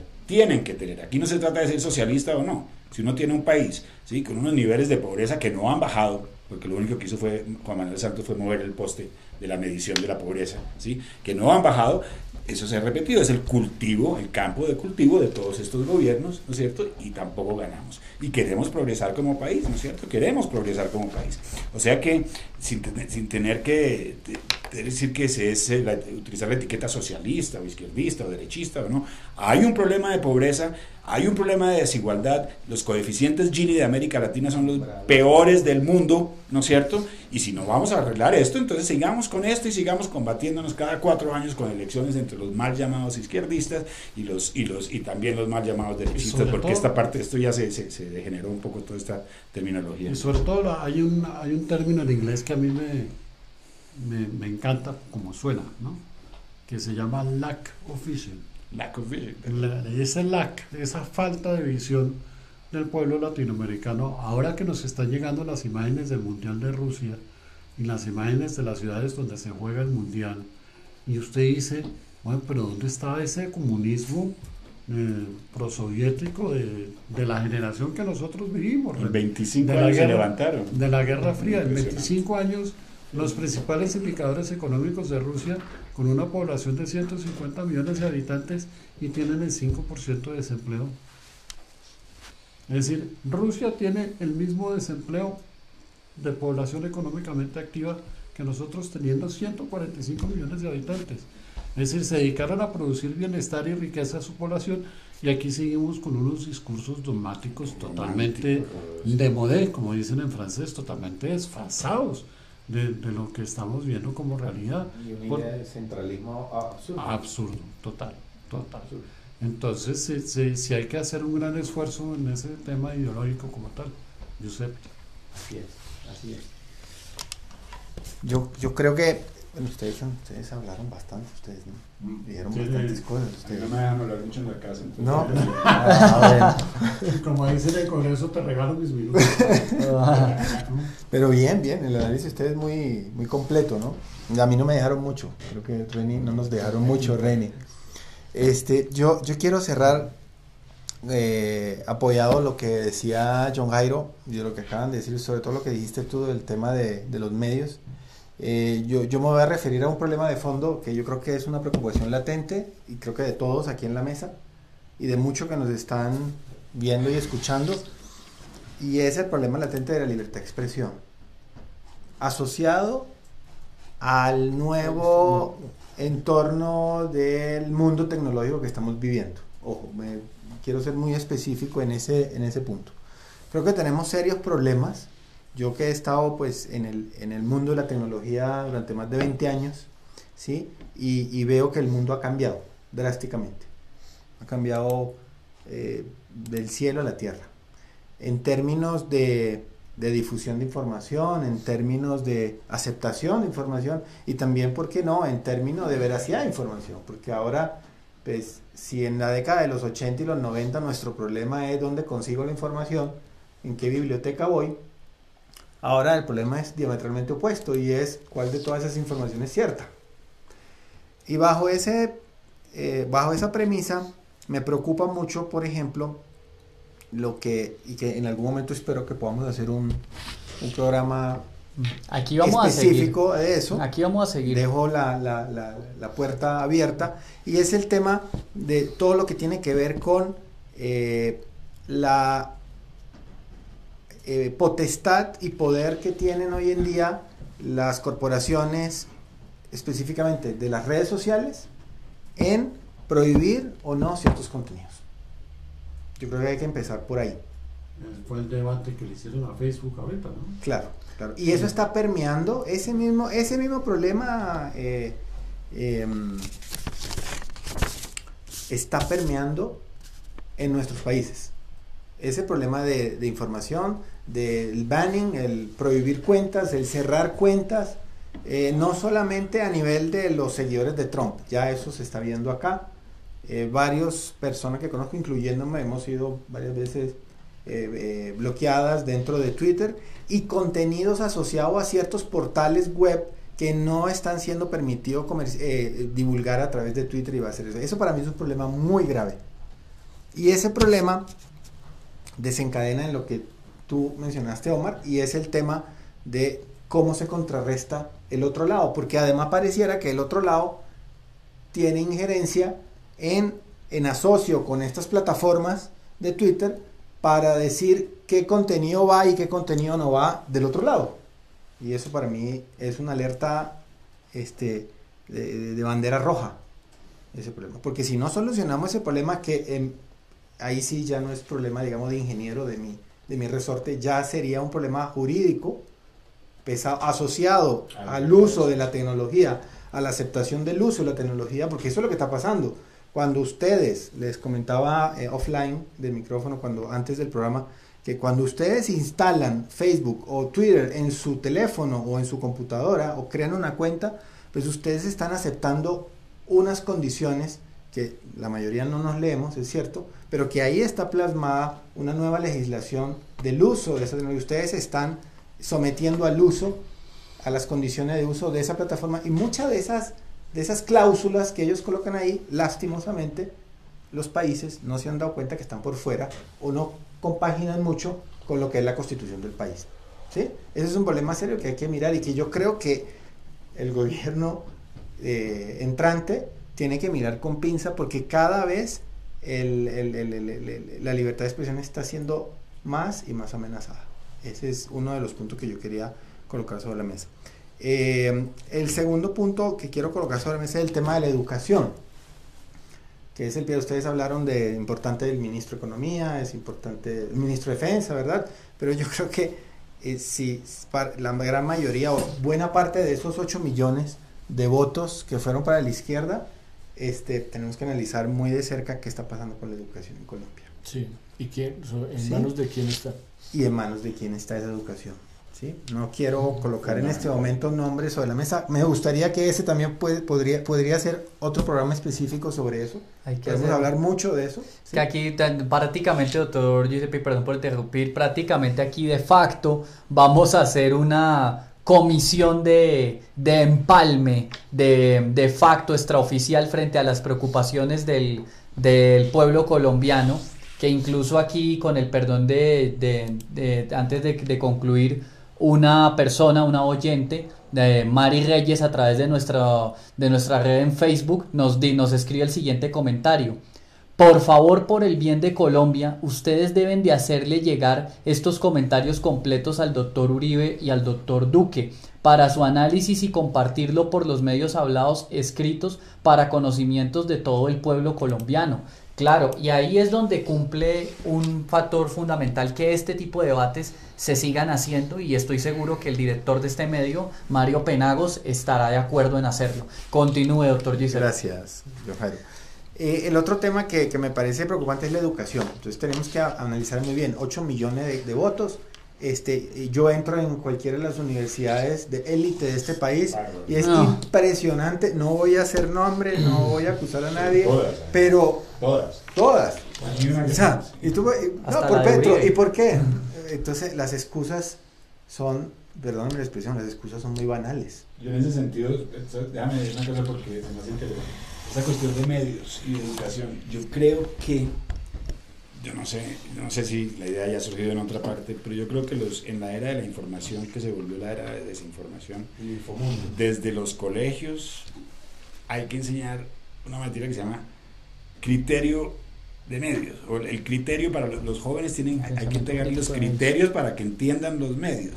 Ellos llegan a los medios total, así, como la educación es hoy en día, que lo lanza uno a la vida así como sin saber absolutamente nada, y no tienen, ellos están manejando un universo enorme, ¿sí? De ahí que se filtren estos fake news y se filtren una cantidad de opiniones sesgadas porque no hay criterio. Y yo creo que un curso de medios de comunicación en la era de la información es lo mínimo que uno puede tener en el ámbito educativo. Y eso nace precisamente de que la generación de nosotros tuvo un problema totalmente diferente al que ellos tienen hoy. Sí. Nuestro problema era dónde consigo la información para hacer el experimento en la universidad o hacer el ejercicio en la universidad. El problema de ellos no es ese. ¿No has visto cuando le dicen a uno, no, lo dijo CNN y uno? Estamos mal. Obviamente, no tienen por qué saberlo. Claro. Hay que informarlo. La gente tiene que saber cuál es el universo mediático para tener criterios para poder decidir. Y eso no lo estamos haciendo en ninguna parte. Yo creo que en ninguna parte del mundo. Así es. Y ese problema nace precisamente de la avalancha de información que hay. Bueno, no es un secreto.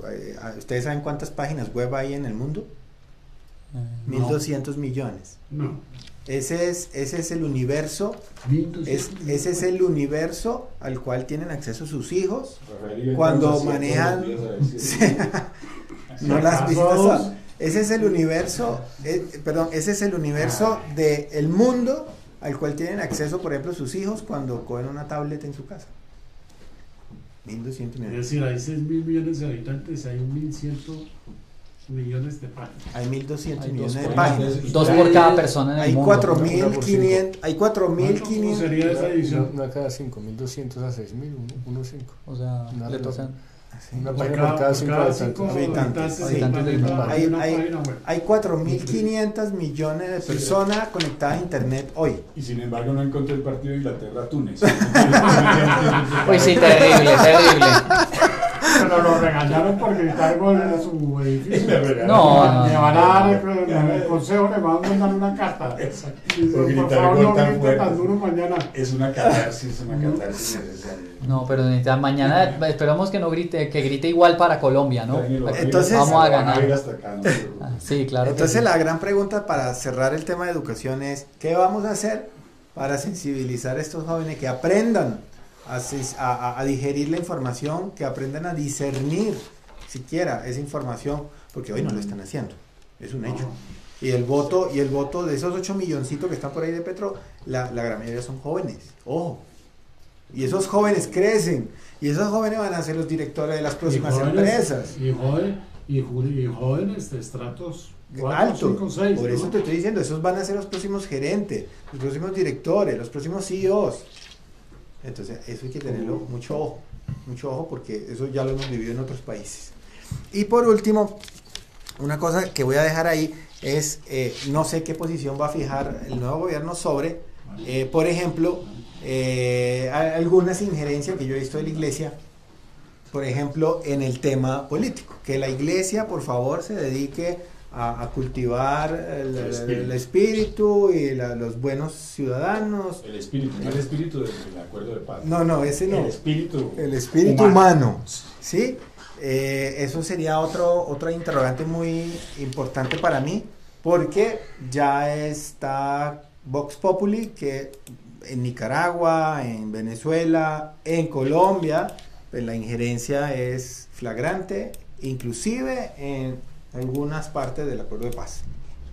Sobre ese punto, ya haremos en el segundo o en una conferencia que podemos hacer más adelante en otro programa. Hay un libro muy interesante de la Universidad Libre que se llama Derechos Humanos y la influencia de la Iglesia. Es un libro obviamente del bando de ellos que se llama Experiencias de la Comisión Intereclesial de Justicia y Derechos Humanos de Colombia, hecho por la Universidad Libre. Ese es un libro que recomiendo y que vale la pena, ilustra sobre ese punto la visión de la manipulación de la religión en torno a la implantación del narcosocialismo en Colombia. Gracias. Y qué pena, el último punto que tengo para cerrar, y es el tema Venezuela, pero desde una perspectiva diferente de pronto a lo que hemos conversado hoy. Y a mí particularmente me inquieta mucho este tema que voy a mencionar, y es cómo va el nuevo gobierno, el nuevo presidente, qué va a hacer en relación a esa relación, no solamente con Venezuela en general, sino puntualmente con la mal llamada oposición de Venezuela.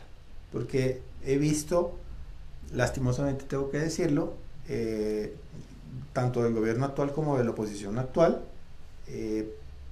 mucha comunicación, mucha afinidad con esa mal llamada oposición, que ya nos hemos dedicado a desenmascarar por redes sociales y por otros medios, de que lastimosamente no están colaborando para una Venezuela libre, no están colaborando. Ya hemos hablado mucho acá de Capriles, hemos hablado aquí de María Corina, etcétera, etcétera. Yo sé que hay muchas afinidades por estos lados, pero lastimosamente, si realmente el nuevo gobierno tiene una postura muy, no quiero tampoco ponerle etiquetas, pero tiene posturas de justiciera, por ponerle una etiqueta que no es las convencionales, yo creo que tienen que analizar muy bien esa relación con esa oposición venezolana, porque realmente la oposición venezolana no está ayudando a salir del régimen. Eso es claro para mí, y es claro no solamente para mí, para muchas personas, que eso está ocurriendo, y que lastimosamente de alguna manera no se está viendo esa clarividencia, no se está viendo, sino que todavía se plantea que puede existir una posible complicidad entre esa mesa de unidad y el régimen. Yo le quitaría la palabra posibilidad.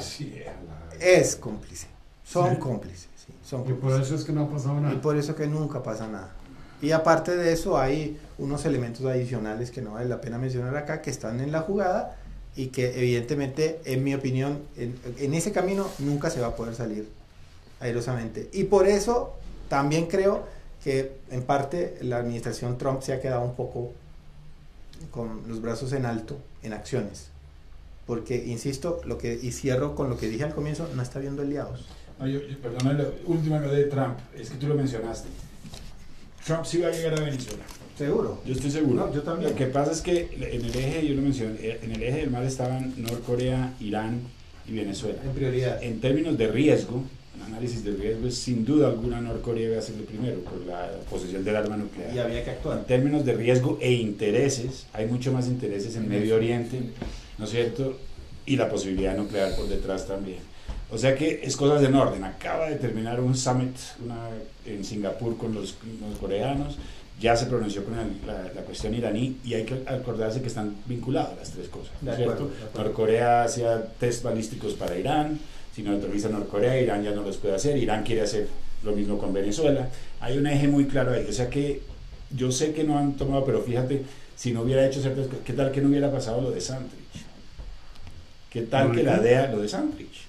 Eso fue fundamental. Claro. Fundamental. Le quitó la máscara al proceso de paz, porque siguen exportando cocaína y siguen, el cartel de las FARC es un cartel activo. Y luego, hoy en día están exportando cocaína por todo el mundo. Y luego Sin llega, embargo, votaron por ellos. Y luego llega a la iglesia y lo recibe. Venga. En todo caso, yo creo que Venezuela no debe esperar una guerra ni una invasión, pero que Trump tiene a Venezuela con la gente que tiene ahí, que son Bolton, Pompeo, etcétera, etcétera, que lo tiene en la agenda, eso llega.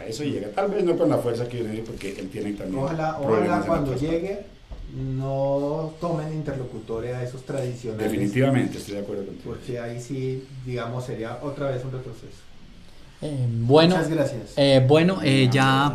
Ya para la conclusión de este punto, por favor, doctor Reni, volviendo a la pregunta final, ¿qué conclusión toma usted del papel que debemos tener frente a todo este panorama, los medios ahora en adelante en estos retos del nuevo gobierno, que ya se han expresado ampliamente aquí en múltiples temas de la agenda nacional dentro y fuera de Colombia? Yo creo que durante los últimos años, y concretamente durante la administración del señor Juan Manuel Santos, la ciudadanía medianamente emancipada se ha dado cuenta de que los medios de comunicación han, particularmente en este caso, servido de apéndice contractual de la administración de turno. El señor Juan Manuel Santos, seguramente por su experiencia anterior, tanto en lo relacionado con el gremio del periodismo como probablemente sus pequeños pasos también dentro de la administración empresarial de lo que era la casa editorial El Tiempo, trató de sustentar en gran medida la dinámica de la opinión pública a su capacidad contractual con influyentes casas editoriales aquí en Colombia. Y no solamente su capacidad contractual, sino evidentemente ese aceitamiento de esas relaciones históricas que él tenía con algunas personas que son propietarias o cabezas de dirección editorial de las principales casas editoriales de aquí en Colombia. Eso ha tenido implicaciones, en mi concepto, extremadamente delicadas en las construcciones culturales, sobre todo de la población joven, en lo que se denomina aquí en Colombia como el uribismo. ¿Por qué razón? En este momento, el joven promedio tiende necesariamente, pues por vocación, formación y la situación histórica, a remitirse automáticamente al Internet para más o menos hacer una valoración de cuáles pueden ser los personajes que hacen parte de la cosa pública en Colombia. Sin excepción, las principales casas editoriales se han encargado durante los últimos años de crear información, concretamente información escrita, acerca de la administración de Álvaro Uribe Vélez de una forma muchísimo más prolífica que en el periodo previo a que él llegara a su primera administración. ¿Qué quiere decir esto? Quiere decir que la juventud se está formando por lo que encuentra en esas publicaciones pseudo jurídicas, que son en realidad políticas, pseudo jurídicas de lo que fue la primera y la segunda administración del señor Uribe, que por supuesto que tenía muchas fallas, como cualquier administración, pero en términos generales el Internet está pletórico de especulaciones jurídicas sobre falsas imputaciones y que luego se convirtieron meramente en investigaciones. Por supuesto que los organismos de justicia en Colombia no son lo suficientemente parcializados ni aún corruptos como para haber iniciado una cacería de brujas aún más grave que la que sucedió con la administración del señor exfiscal Montealegre. Pero en términos generales la juventud asumió esas construcciones normativas precisamente a partir de ese pseudo periodismo judicial y ese pseudo periodismo que es en realidad periodismo ficticio y que nos lleva precisamente en las últimas elecciones a poner en el mismo nivel, en la misma balanza, a personas que hacen parte de la vida política colombiana con narcotraficantes, terroristas, asesinos, personas incursas en la comisión expresa de delitos de lesa humanidad antes de la Constitución de 1991 y después como si estuvieran al mismo nivel. Personas que ejercen la política y personas que están incursos en actos terroristas. Esa disociación que tiene la juventud colombiana es una disociación que en mi concepto, además del sistema educativo, y en garras de quién está el sistema educativo colombiano aquí, pertenece en gran medida al rol, ese rol de creación ficticia pseudojurídica de los medios de comunicación. Los organismos de justicia, concretamente en la administración en la segunda administración, particularmente del señor Uribe, en los términos en los que ha debido actuar, ha actuado. Y ha actuado también iniciando investigaciones y efectuando sus respectivas imputaciones a personas que están incursas en delitos. Pero la mayoría de la retórica y de la narrativa de la izquierda aquí en Colombia está nutrida a partir de páginas y artículos y páginas y páginas y páginas de especulaciones e imputaciones sin ningún asiento jurídico sobre lo que es la oposición, de la misma manera en cómo se nutrió la administración del señor Juan Manuel Santos. La única solución que en mi concepto necesariamente puede uno entrever sin salirse del marco normativo legal occidental es incentivar medios de comunicación independientes, incentivar la libre competencia y tratar de respetar y empoderar las voces disonantes de ese periodismo de establecimiento que se ha acuñado aquí y que ha sido beneficiado contractualmente durante los últimos años. Esa es una labor que me parece es una labor estratégica y sistémica para que exista democracia en Colombia y verdaderamente ciudadanía informada. Existen probablemente actores, y en este momento incluso este emprendimiento en concreto creen más en vías coercitivas para tratar de manipular a la opinión pública, lo que evidentemente es la misma semilla del totalitarismo mediático que existe en países como Venezuela, Nicaragua y otros aquí en la región. En mi concepto, la administración del señor Duque tiene que tratar de mirar ese problema como un serio problema sistémico, si quiere no solamente asegurar la democracia aquí en Colombia, sino definir un futuro viable para toda la nación en las próximas administraciones. Lo que se acaba de presentar ahorita en las elecciones es una cosa extremadamente insólita. Si bien es cierto, una persona necesariamente ambigua, pero al menos de centro izquierda como el señor Fajardo todavía se presentaba como una alternativa, y un hombre joven como el señor Duque, que no necesariamente es de derecha, a pesar de esa historieta que crearon los medios de comunicación acerca de él, sino una persona probablemente de centro o incluso en algunas posturas de centro izquierda. Llegó a la presidencia de la República. Muchos jóvenes principalmente, que es el electorado principal de la izquierda radical, tomaron la decisión de votar por una persona que tiene gravísimas y numerosas, muchas más de las que las personas creen, imputaciones penales en el sistema de justicia colombiano. Ese grado de disociación de la realidad de la juventud tiene un origen, pues que por supuesto no necesariamente es materia de análisis en este espacio, pero en mi concepto, en términos generales, al menos desde la parte cognitiva, es el proceso formacional que hace parte del deteriorado sistema educativo aquí en Colombia, que está lleno de ciencias sociales y no ciencias exactas, ni matemáticas, ni ciencias productivas, ni aplicación en el mundo productivo, ni nada por el estilo, sino ciencias sociales. Aquí los jóvenes creen que el futuro es el de las ciencias sociales y típicas especulaciones que además no implican en ellos ningún tipo de rigor académico. Y en segundo lugar, la fuente de información, que en gran medida es el Internet. Y las principales fuentes de información y estas casas editoriales cercanas a la administración actual plagaron el Internet de una serie de especulaciones que no tienen ningún asiento ni con la realidad jurídica ni con la realidad concreta durante los últimos años. Entonces sí, es importante que la actual administración trate de abordar ese tema desde una perspectiva seria, sistémica y por supuesto dentro del marco constitucional y verdaderamente democrático, que a mí me parece concretamente el único que lo asegura es la economía de mercado, el estímulo a iniciativas privadas que tratan de generar otro tipo de matrices de opinión, otro tipo de líneas ideológicas y que yo creo que pueden garantizar al menos a mediano o corto plazo los mínimos términos de debate público inteligente que pueden sostener una democracia como la colombiana. Bueno, en ese punto en concreto. Ahora, para finalizar, yo personalmente considero que tan solo han pasado 24 horas desde que nosotros tenemos al menos un nuevo presidente electo aquí en Colombia. Me parece que hacer algunos abordajes extremadamente críticos de lo que pueda suceder o pensar una persona como el señor Iván Duque puede ser un poco ingenuo. Es un señor inteligente y formado, no solamente domésticamente, sino también internacionalmente. A mí me deja numerosas preocupaciones en cualquier caso, así como lo manifesté hace un instante, ese discurso de victoria que dio ayer.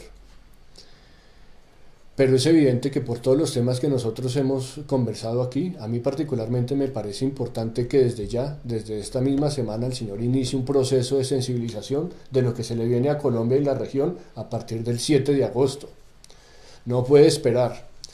Y no necesariamente el hecho de que la persona asuma posiciones concretas o estrictas en materias en temas extremadamente sensibles que sucede aquí en Colombia, implica que vaya a existir un ambiente de polarización.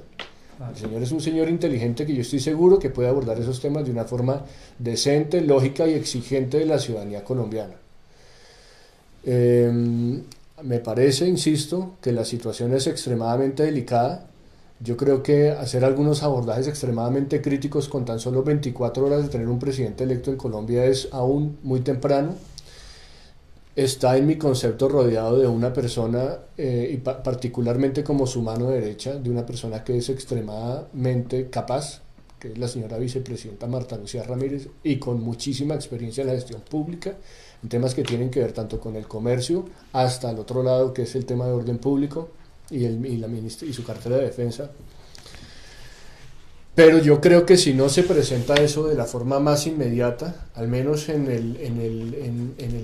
las opciones que nosotros a través de estos medios tenemos, yo creo que es importante que emane de la ciudadanía, que emane de la opinión pública directamente, a través de las redes sociales, probablemente también incluso a través de las movilizaciones, a través de la acción mediática, a través de las distintas otras figuras de opinión que existen en el país, automáticamente presión para que el señor cumpla con ese mandato constitucional que acaba de recibir el día de ayer. Y él mismo también sienta ese respaldo social, sienta ese respaldo político de esa población, y antes del 7 de agosto comience ya a generar procesos de sensibilización dirigidos a la acción urgente y necesaria que tiene Colombia y la región, porque aquí no estamos hablando solo de Colombia, estamos hablando absolutamente de todo el hemisferio. Y por eso el señor Donald Trump acaba de cambiar la historia hacia donde se dirigía gran parte de Occidente con su inicio de administración.